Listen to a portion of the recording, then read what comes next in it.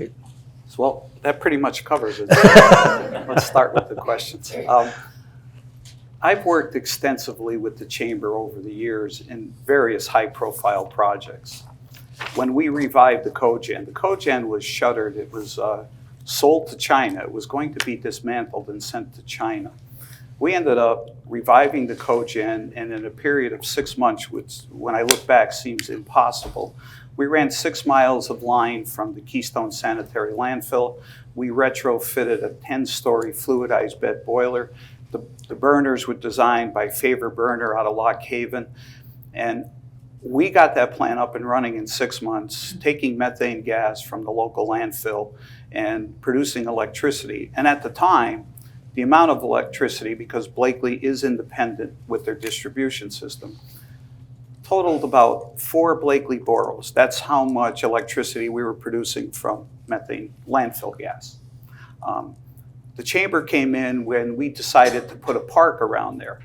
We saved laminations from going to Texas or Florida, I don't remember.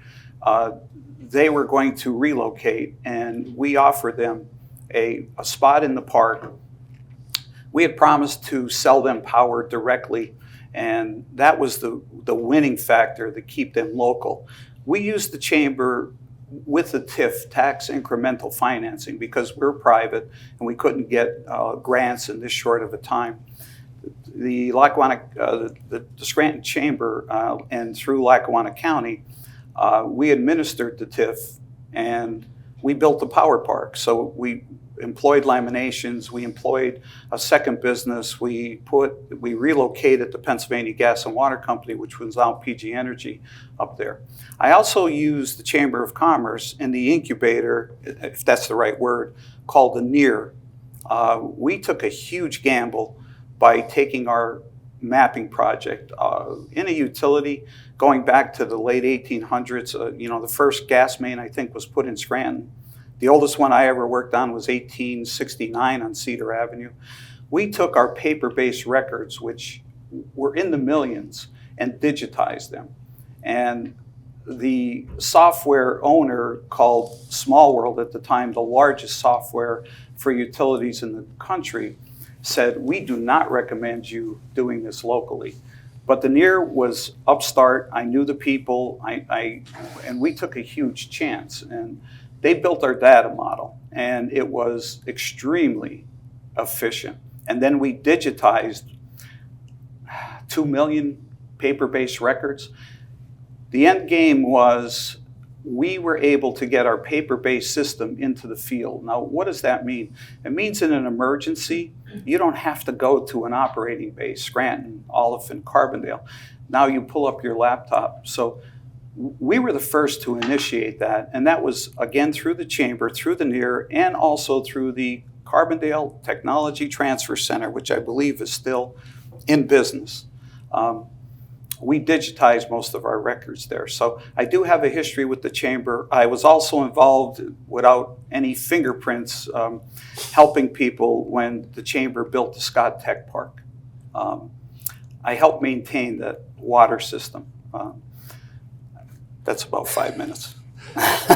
So I have to share this with you because for each of the candidates, we had an opportunity to do briefings with them prior to this event.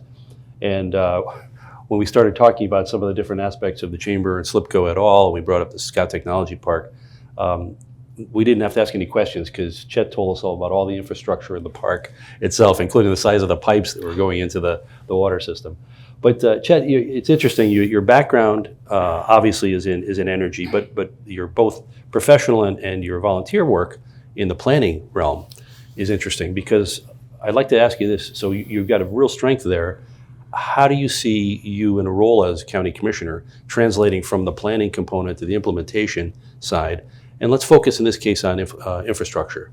So the county controls county roads, bridges, the airport, Colts, and indeed a variety of other aspects, including broadband opportunities. How would you, as a planner, turn those plans and those concepts into reality?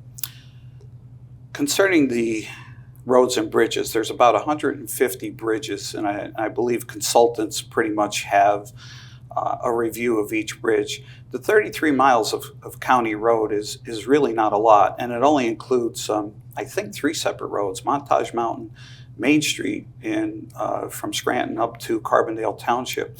33 miles is not a lot, so you have to have a full complement of equipment and maintenance to maintain that, and economies to scale.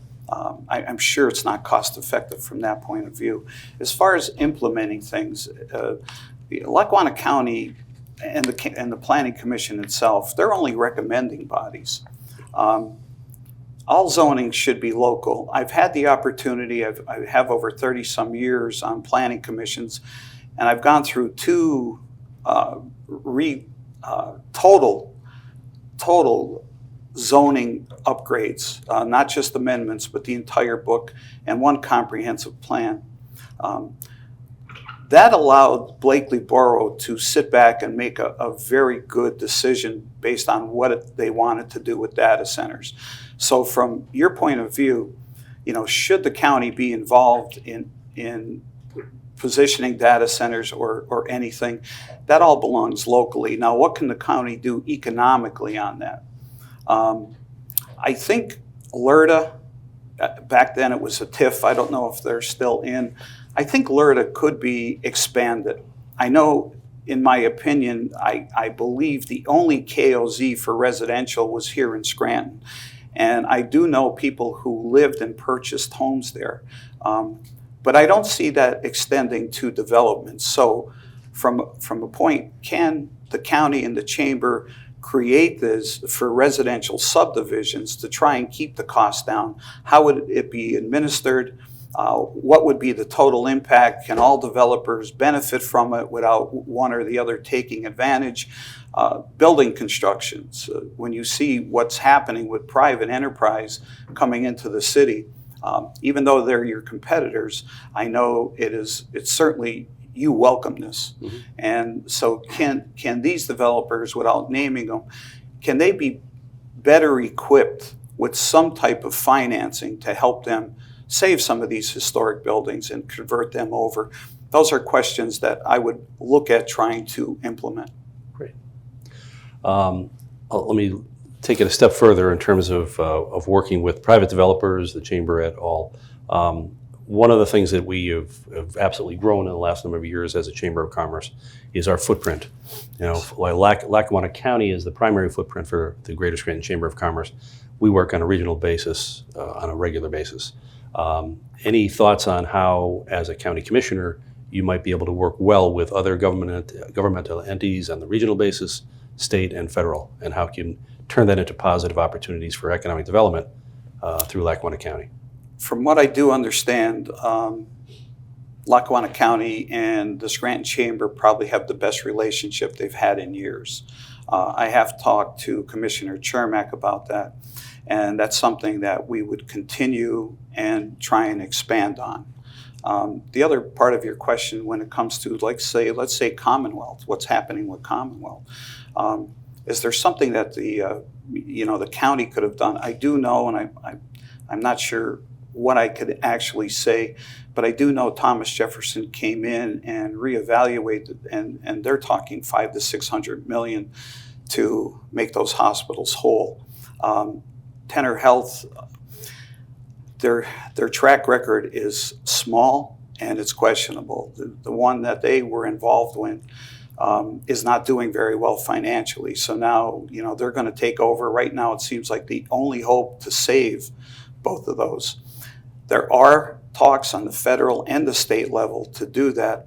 I don't know to the extent if the chamber is involved with that or not. We'll have to see how that plays out. Yeah, we actually have been a part of the ongoing conversations for close to a year with regional foundations, state and federal elected officials, and the governor's office. And it is important to take note. Questions and opportunities moving forward on CHS hospitals, that is to say Moses Taylor and regional, could well involve the county, given Health and Welfare Authority, planning commission opportunities to be able to work with them on the properties themselves. So I think there will be opportunities, and we'll be happy to work with you on that. Let me shift gears here to one of the things we've talked about in terms of economic development, attracting business and helping us grow and strengthen and sustain existing businesses is the workforce.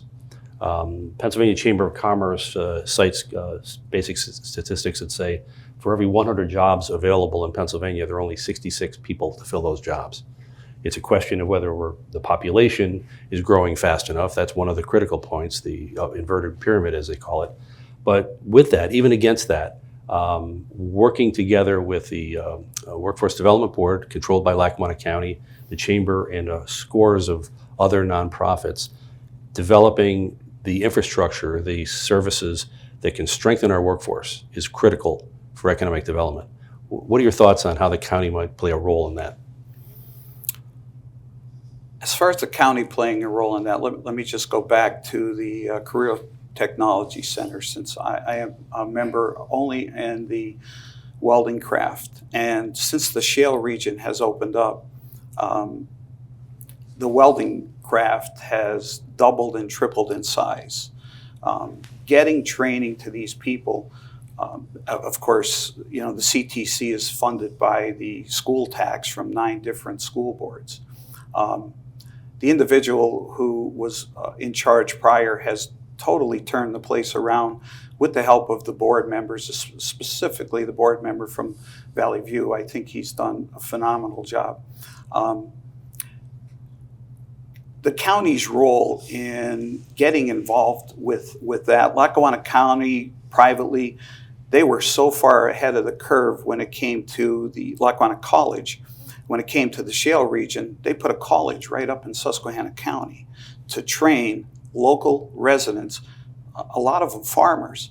When the shale region first opened up, it was people from Louisiana, Texas, Arkansas.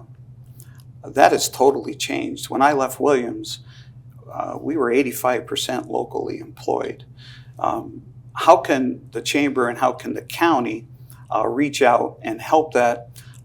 That's something that, as far as their involvement goes, I would have to study more. But my involvement with both the CTC and with the shale region, the colleges have stepped up and the local school has stepped up to help train workers. Now, where to get them from, I can't answer that. Okay. Let me dive into one of the hot topics of the day, reassessment. So obviously, for the first time in decades, we're coming to the conclusion of the reassessment process. As county commissioner, what are your thoughts on how you would oversee the transition from the completion of the reassessment into implementation? I know reassessment was necessary. I want to make sure that's clear. And going forward, once the reassessment is implemented, it needs to be reviewed and it needs to be upgraded periodically. I'm not going to put a time on it, but it's something that had to be done without question. The current reassessment, I believe it was rushed, both Schuylkill and Monroe County. The residents there that had gone through reassessment, they knew what their tax was going to be. Unfortunately, Lackawanna County, they don't. So I know there's a lot of questions saying there's a lawsuit, and if we don't implement it on time, the county's going to face enormous fines. I do believe that that's not 100% accurate. I do believe that, and it's not just me, it's talking to lawyers. I wouldn't make this decision without talking to lawyers, that this reassessment could be extended so that it is fair to all residents. There's so much confusion out there. People don't know what their taxes are going to be. And from what I understand, the formula is the total budget, last year's budget, divided by the total reassessment value equals your millage. And so people had a value which was very low, and now the value is at least equal to the sale price of their home. So they don't know how to even apply anything. And right now they tout that there's only been a 4% appeal rate. Well, of course there's only a 4% appeal. The process, even though it was extended to this point, is still confusing. I think Tyler could have had a better hand in that. Going forward, once this is done and everyone is comfortable, implement it. If it's a zero net with taxes, then what is the rush? If you're not going to gain anything by this reassessment kicking in now, then why rush the process?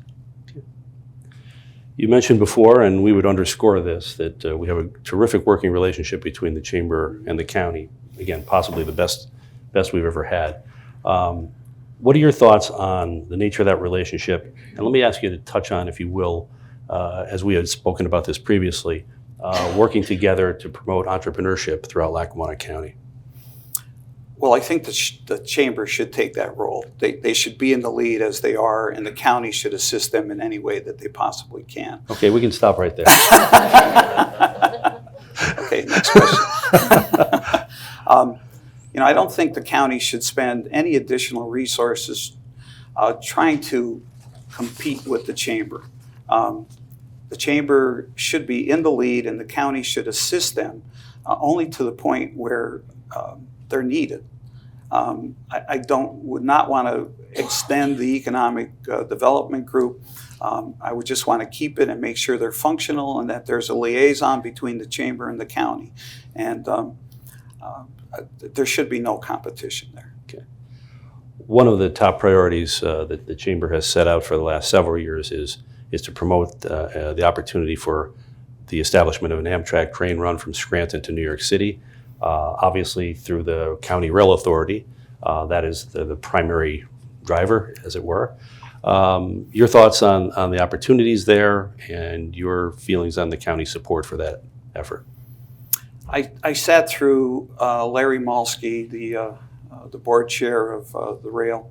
I sat through the presentation that he had given. I have been paying attention to that.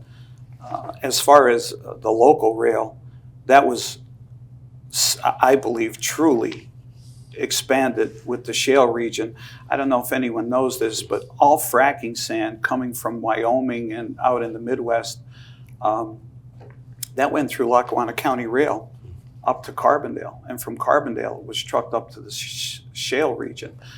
Shale is a part of fracking where you're producing high pressure water and sand to open the capillaries in the formation to get gas out. As far as Amtrak goes, and it depends on the final price and what are the cost justification from it. As far as passengers going to New York City, is it going to be as efficient as Colts? It's certainly going to be a much more pleasant drive to get on a train and go. They're saying there's possibly a proposed 2 or 3 stops. Can freight be brought in or back from the ports? Those are questions that I really can't foresee right now. The one thing I would like people to stop fear with we're going to get more vagrants and more drugs coming into our area. I think that has to be dispelled, and the benefits of Amtrak have to be put forward.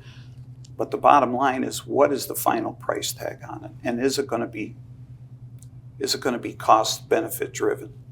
So I can't give you a solid answer on.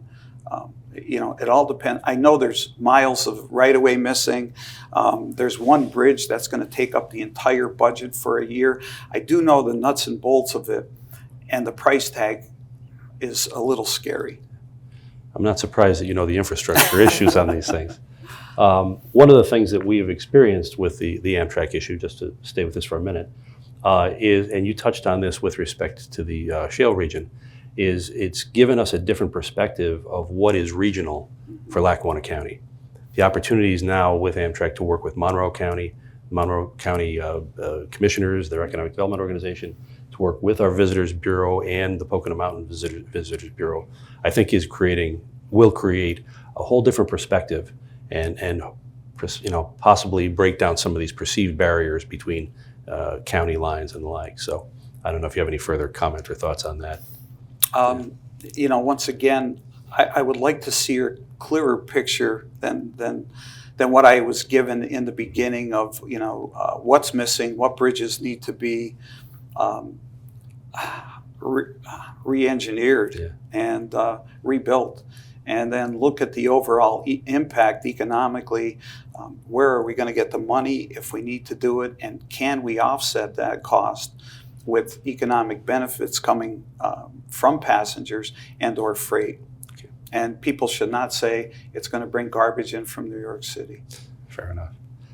Obviously Lackawanna County historically now in the last several years has gone through a major tax increase as a result of some past mismanagement, I'd have to say. Good word. Your thoughts on from a financial responsibility of the county commissioners, your thoughts on how you would be managing county government moving forward?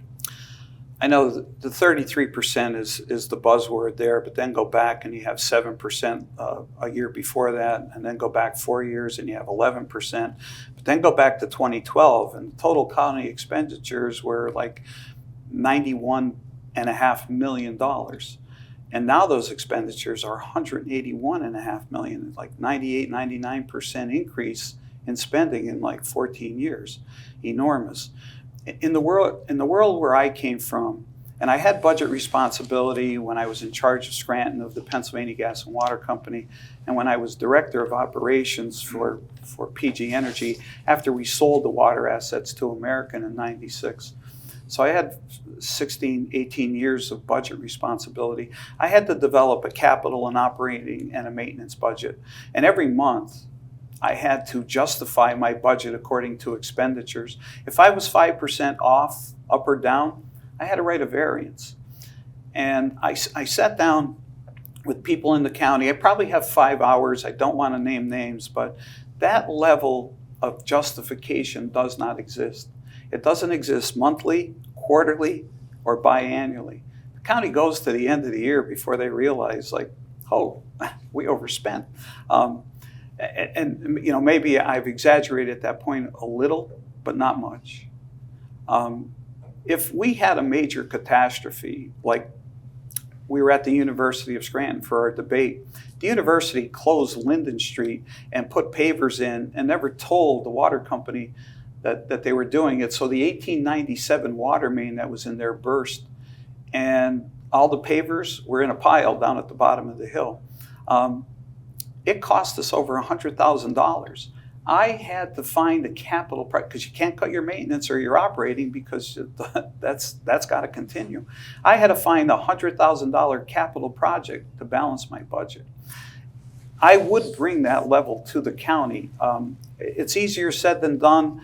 It's going to require that all departments operate under the same system, and it's going to require, if not monthly, at least quarterly budget justification. As often said, as the city of Scranton goes, so goes Lackawanna County. Can you speak to how you as a county commissioner would work with and collaborate with officials at both the city of Scranton, but also the other municipalities up and down the valley? How do you see the county's role in connecting our various municipalities?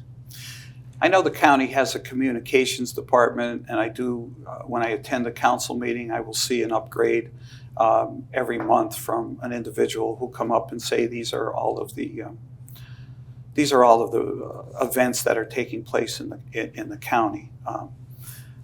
Concerning the other part of your question, what was the first part of your question? The relationship between the county and, say, the city of Scranton. City of Scranton, I think they could have been a little bit more involved in the health situation here with Commonwealth.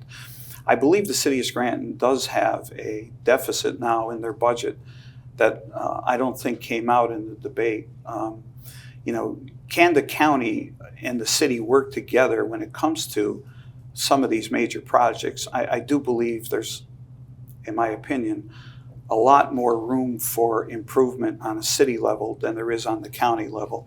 So, I mean, I don't believe that the county, though, is going to want to overstep the bounds. I don't believe the city's going to do that. So finding that happy balance is going to be a challenge. You've been involved with the Lackawanna County Regional Planning Commission, And again, there's been a lot of movement, interesting movement, and I'll by example, up in the Upper Valley, Carbondale and the surrounding communities are starting to work together on regional planning opportunities. Thoughts on how the county can assist with that in a variety of different realms? That's pretty funny. I have been pushing Blakely Borough, and I started subtly by putting in, and we're talking about combining the zoning ordinances. What does that mean? 5 minutes. No, let's finish on this and then we can wrap up. Right now in Lackawanna County, SAPA, Scranton Abington Planning, it took 10 years to combine that ordinance. It's Scranton, Dunmore. So they've combined zoning ordinance. The Upper Lackawanna Valley is in the process of doing that. Over the mountain, they are in it. Clifton, I believe, has exempt themselves. So I would slip in a little brochure saying you need to combine. Who's not in it? Troop, Oliphant, Dixon, Blakely, Jessup, Peckville, Archibald, and Scott Township. And I would say, look, you can't zone anything out. Everything has to be accounted for. If you expand your zoning, you stay with your autonomy, you decide what you want. Jessup has a power plant. No one else needs to have one of those in the zoning ordinance because now you've expanded it. Scott Township has solar farms. No one else needs to have that. Troop has a landfill. No one else needs to zone a landfill. If you want some other place to have solar farms, that other borough can have it. It's not locking you out. You keep your autonomy, you keep your enforcement, but now you're operating on a much broader scale to allow things that you don't want to have in your zoning. So that needs to be pushed. I pushed it for 3 years. The data centers, I think, are going to make it a reality. Opportunity for some final thoughts, closing remarks? I appreciate everybody here. And I see they're all walks of the county, and that's good. I've worked with labor extensively. I negotiated contracts with the IBEW with 2 locals. I negotiated contracts with the Utility Workers of America with 4 locals. And when you go into negotiations with union, the company only tells you have so much money. So you have to be creative to combine skills. I used to watch the late Jimmy Kuchwara flip out at every negotiation and then come back until he got his way. I've worked with all aspects of pretty much a lot. So I really didn't need this, and I didn't want to be commissioner, but I do believe there's an opportunity to set Lackawanna County straight. I do believe it's broken. I do believe it's on the wrong track. And even though there's a new commissioner, and whether that people like it or people don't, the power struggles have to stop, and we have to move in one direction. And I understand there's not everybody is going to want to go in that direction, but as long as that direction favors the taxpayers, the businesses, and the residents of Lackawanna County, that's really where we have to be. So I thank you for your time. Thank you. Chet Merli.